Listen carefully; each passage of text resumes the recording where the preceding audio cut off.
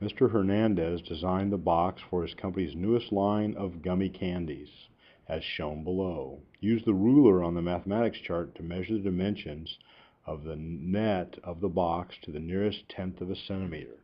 So we're going to use the formula chart using the centimeter side and measure that. That approximates to 7 centimeters.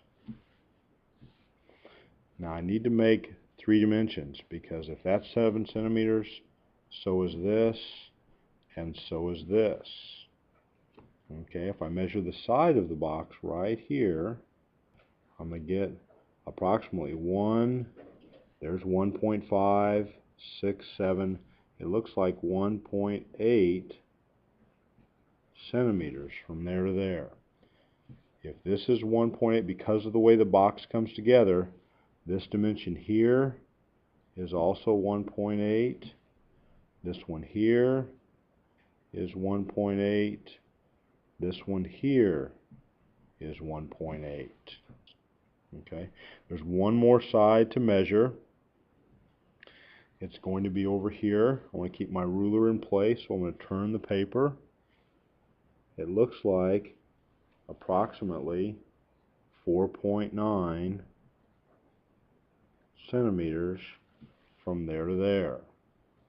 That dimension is also going to be here and here. So all of those will be 4.9. Now there's one more dimension left to calculate, and actually it's just a translation, because this is a box that seals up. This 7 is identical to this side right here, so this is also length 7. We have now which is the closest to the surface area of the box. We need all of these surfaces. There are 6 of them. If I look at the surfaces, the first one, this one right here, is length times width, 12.6. This surface happens to be identical to this surface right here, 12.6.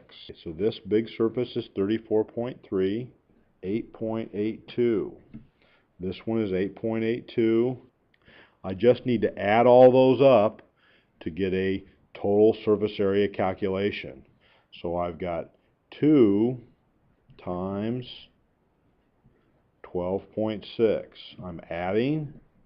I've got 2 times 8.82.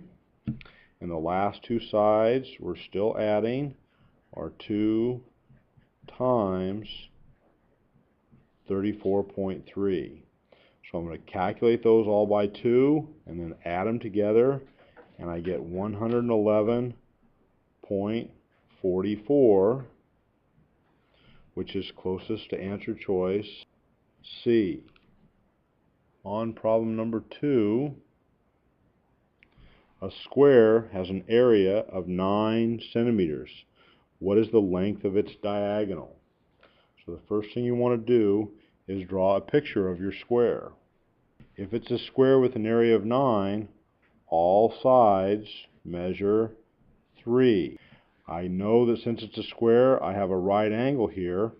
I can use, and I have 2 of the sides. I can calculate the length if I look at that like a triangle. This is going to be a Pythagorean theorem problem. Here's my triangle right here.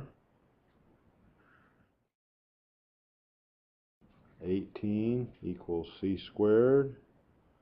So we'll end up with the square root of 18 equals c. And the square root of 18 approximates to 4.2. Looking back at my answer choices, that's going to be answer choice D.